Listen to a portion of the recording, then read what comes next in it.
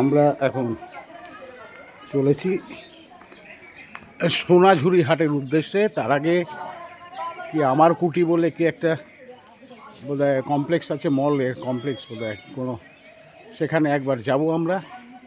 সেইখান থেকে আমরা যাব। আমরা এখন নীললিঞ্জন রিসর্ট থেকে বেরোচ্ছি। এই আমাদের টোটো এসে গেছে, এই টোটো করে আমরা যাব। সবাই উঠছে।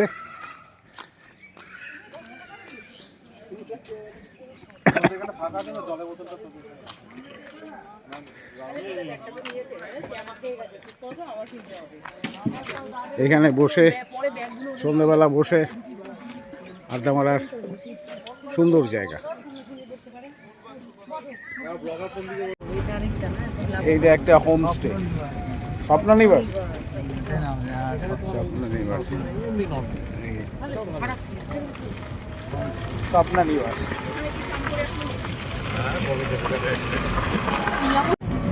মাটির বাড়ি, আমাদের ওইটাকে একদম রাস্তার উপরে ছিল।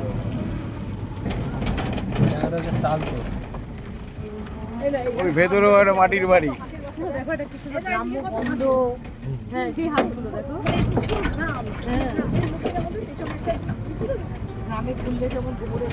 পুরো মাটির বাড়ি, মাটির দোতলা বাড়ি।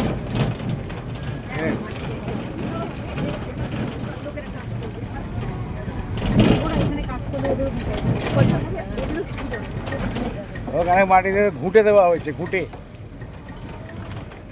সব পুরনো পুরনো মাটির বাড়ি।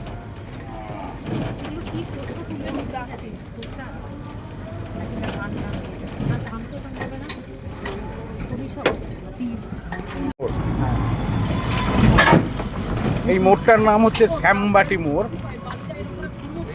আমরা এই মোড় থেকে ডান দিকে সোনাঝুরি হাটের উদ্দেশ্যে রওনা দিচ্ছি।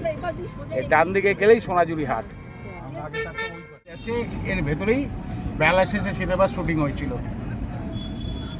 বেলা শেষে সিনেমা সৌমিত্র চ্যাটার্জির শুটিং হচ্ছিল।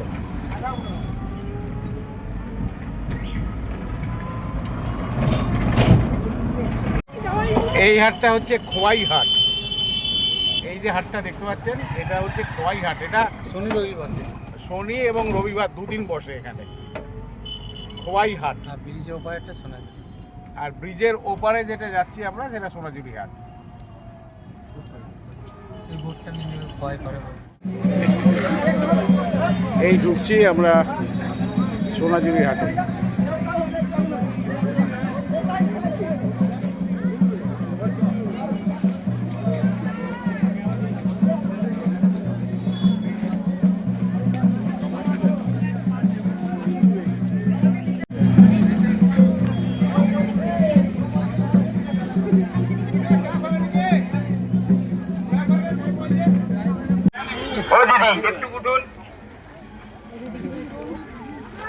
একটি বিশেষ ঘোষণা, আগামী বুধবার হাট পরিষ্কার করা হবে।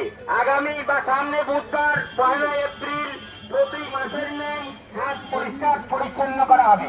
তাই সমস্ত শিল্পী ও প্রত্যেক দোকানদারকে জানাচ্ছি, আপনারা 8টা থেকে 8:30টার মধ্যে দোকানে উপস্থিত থাকবেন। তাই সমস্ত শিল্পী ও দোকানদারদের কাছে আবেদন, আপনারা অতি অবশ্যই 8টা থেকে 8:30টার মধ্যে হাটে চলে আসবেন। কত করে বললে? 650, 650। তাই প্রত্যেক দোকানদার ও প্রত্যেক শিল্পীকে জানানো যাচ্ছে, আপনারা অতি অবশ্যই আসবেন।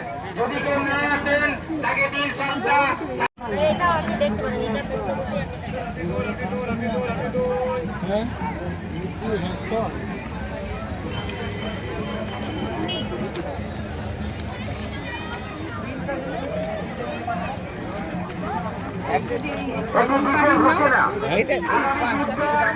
পরিষ্কার করা হবে আগামী বুধবার। হাট পরিষ্কার হচ্ছে, তাই সমস্ত শিল্পী ও দোকানদারদের কাছে আবেদন, আপনারা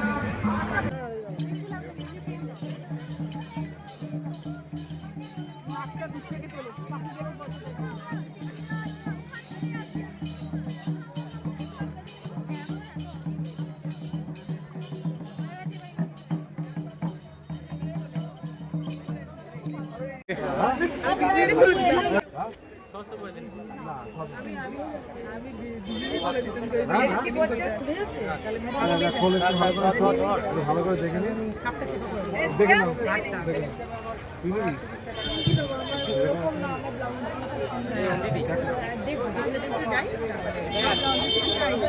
এটার দাম কত? 1250 গুজরাটি আম্বানি স্টিল। আম্বানি?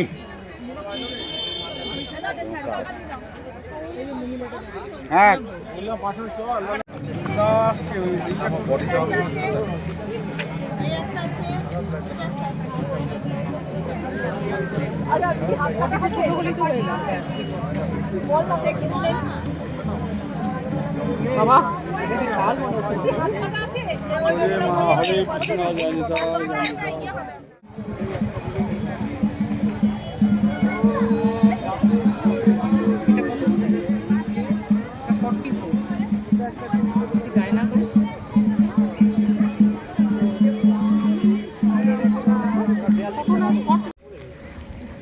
এবার আমরা চলেছি আমার কুটিতে। এখানে আপনাদের পুরোটাই দেখাবো, কিন্তু এর ভেতরে ক্যামেরা নিয়ে ঢুকতে দেয় না, তাই ভেতরটা দেখাতে পারবো না। বাইরে থেকে সমস্তটাই আপনাদের দেখাবো। এরপর আমরা যাব হচ্ছে বিশ্বভারতীর সমস্ত প্রাঙ্গণে। ওখানে যা যা দেখবো আপনাদেরকে দেখাবো, আপনারা সঙ্গে থাকুন। কত বলতো, কত ব্যবস্থা বলতো, কত জিনিস আমার কুটি হচ্ছে একটা শোরুম টাইপের, যেটা হ্যান্ডিক্রাফট মহিলাদের বা পুরুষদের সমস্ত কুটির শিল্প, হাতে গড়া জিনিসপত্র ওখানে কেনাবেচা হয়।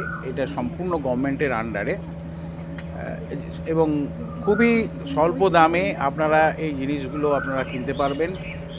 এখানে আপনারা এলে আসবেন, দেখতেও ভালো লাগবে। পুরোটাই শীততাপ নিয়ন্ত্রিত, ভেতরে এসি আছে।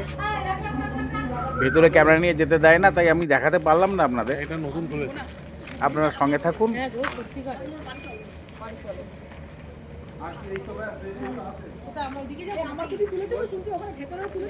ভেতরে তুলতে দেবে না।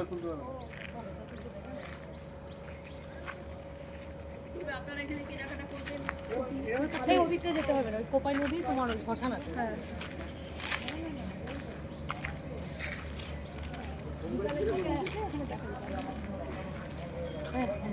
আমি এখানে কোনোদিন আসি, খুব ভালো লাগছে। ভালো লাগলো, অথেন্টিক জায়গা, ভালো জিনিস, ভালো, আমার পছন্দ হয়েছে। আমার লেদার এরকম লম্বা চেনালা ব্যাগ ছাড়া আমার 4-5টা জিনিস আছে। জানো না কি বলবো, যে কটা এই যে বাড়িটা দেখছেন, প্রতীচি বাড়িটা হচ্ছে, এখানে বাড়িতে গেটের সামনে নাম লেখা আছে এটি সেন, মানে হচ্ছেন অমর্ত্য সেন। এই যে বাড়িটা আপনারা দেখছেন, এই বাড়িটা পুরোটাই অমর্ত্য সেনের বাড়ি। উনি কিন্তু এখানে আছেন এখনো। আজ আপনাকে ভালো করে দেখিয়ে দিচ্ছি, বাড়িটা ভালো করে দেখে নিন, জুম করে দেখাচ্ছি। অমর্ত্য সেনের বাড়ি, পুরো বাড়িটাই হচ্ছে অমর্ত্য সেনের বাড়ি। এখানে ঢুকতে দেবে না, প্রবেশ নিচ্ছে, তাই বাইরে থেকে আপনাদের দেখিয়ে দিলাম। যে ছোটোবেলায় আমরা পড়েছি যে বইটা, সে বইয়ের যে ছবিগুলো উনি এঁকেছেন, সেই নন্দলাল বসুর বাড়ি এখানে শান্তিনিকেতনে। এই দিকটা হচ্ছে দেখুন, এখানে দেখা যাচ্ছে কলা ভবন। এই পুরো জায়গাটা হচ্ছে কলা ভবন বিশ্বভারতীর। আর এদিকটা হচ্ছে সঙ্গীত ভবন বিশ্বভারতীর, institute of music, dance and drama. এখানে দেখতে পাচ্ছেন সব লেখা আছে। এই পুরো এদিকটায়, ডান দিকটা হচ্ছে সঙ্গীত ভবন, এদিকটা এই যে বোর্ডটা দেখতে পাচ্ছেন সঙ্গীত ভবন। আর বাঁদিকে এটা পুরোটাই দেখতে পাচ্ছেন কলা ভবন, পুরোটাই কলা ভবন। এখানে এই বোর্ডটা রয়েছে, এই যে কলা ভবন, ঐতিহ্যময় প্রাঙ্গণ, সংরক্ষিত এলাকা, প্রবেশ নিয়ন্ত্রিত। লেখা রয়েছে এখানে।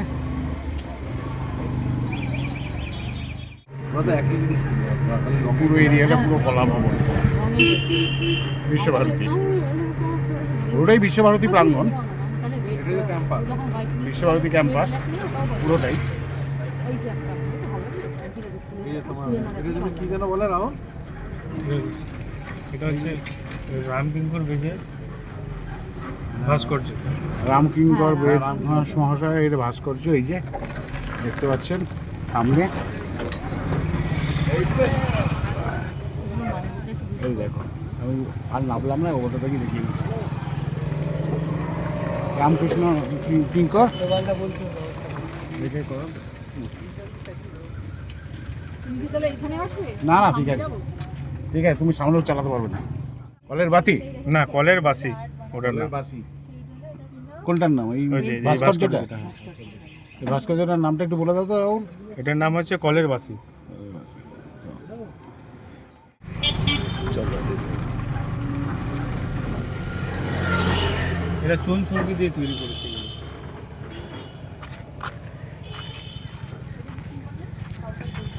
এটা চুনসুরকি দিয়ে তৈরি। এটা হচ্ছে সাঁওতাল পরিবার, দেখতে পাচ্ছেন আপনারা কি সুন্দর শিল্পকলা। এটা পুরোটাই বিশ্বভারতী প্রাঙ্গণের মধ্যে শান্তিনিকেতনে।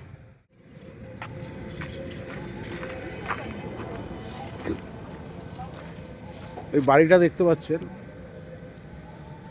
যে বাড়িটা আপনারা দেখতে পাচ্ছেন ওটা মীরা দেবীর বাড়ি, মীরা দেবী।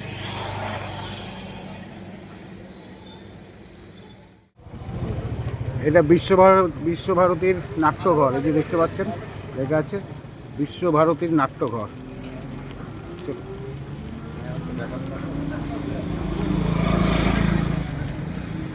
পুরোটাই বিশ্বভারতীর নাট্যঘর। এখানে নাটক ফাটক সমস্ত কিছু শেখানো হয়। বিশ্বভারতী প্রাঙ্গণ, এইটা হচ্ছে বিশ্বভারতীর মিউজিয়াম। এই যে দেখতে পাচ্ছেন এইটা হচ্ছে বিশ্বভারতী মিউজিয়াম। এখানে প্রবেশের বোধহয় 100 টাকা করে প্রবেশ মূল্য, পার হেড 100 টাকা করে প্রবেশ মূল্য এই মিউজিয়ামে। এই মিউজিয়াম বৃহস্পতিবার বন্ধ থাকে। এই হচ্ছে তার এন্ট্রি গেট, এই যে এন্ট্রি গেট। সাধারণ, হ্যাঁ এই যে টিকিট কাউন্টার, সাধারণ মানুষের জন্যে পার হেড 100 টাকা, কিন্তু স্টুডেন্টদের জন্য পার হেড 10 টাকা এখানে।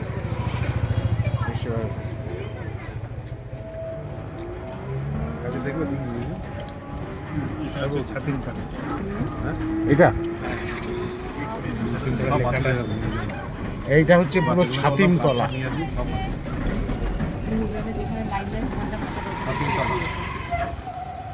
এটা দেখুন দেখাচ্ছি, নামলাম অটো থেকে। এইটা হচ্ছে পুরো ছাতিম তলা, এই জায়গায় লেখা আছে ছাতিম তলা ঐতিহ্যময় প্রাঙ্গণ সংরক্ষিত এলাকা, সাধারণের প্রবেশ নিষেধ। এই যে পুরো এটা হচ্ছে ছাতিম তলা বিশ্বভারতী।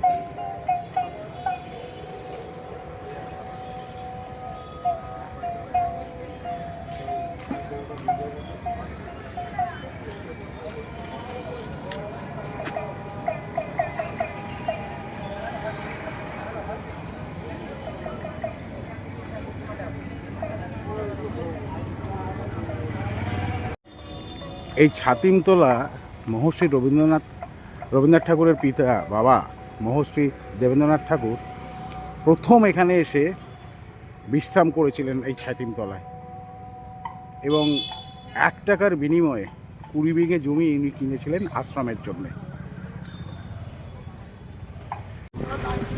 এইটা পুরোনো মেলা মাঠ, পুরোনো ঠাকুরের আমলে তখন এখানে মেলা হতো। পুরোনো পৌষ মেলা মাঠ।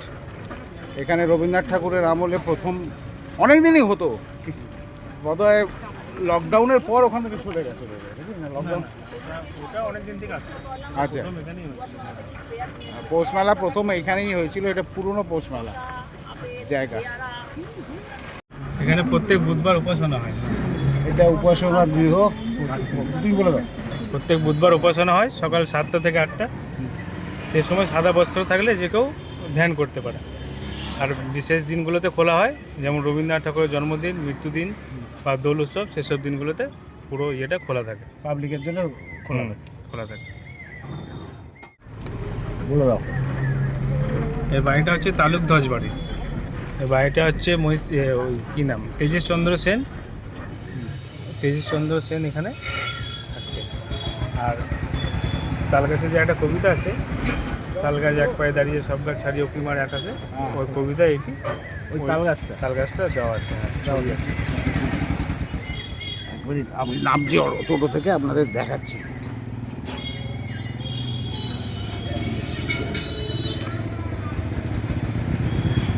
তালধ্বজ, এই যে তাল গাছ, রবীন্দ্রনাথ ঠাকুরের যে কবিতাটা, তাল গাছ এক পায়ে দাঁড়িয়ে সব গাছ ছাড়িয়ে উঁকি মারে আকাশে, এই তাল গাছটার উপর বেশ করে লেখা হয়েছিল। এই সেই তাল গাছ দেখতে পাচ্ছেন।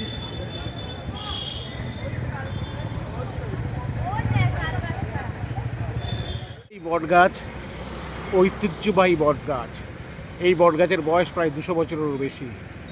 আপনাদের নিশ্চয়ই মনে আছে, যারা ছোটোবেলায় সহজ পাঠ পড়েছেন, সেই সহজ পাঠে যেই ছবিটা থাকে প্রথম পাতাতে, একদম মলাটে যে ছবিটা থাকে সহজ পাঠে, সেটা কিন্তু এই বট গাছের ছবি। এই সেই বট গাছ, ঐতিহ্যবাহী বট গাছ যেটা।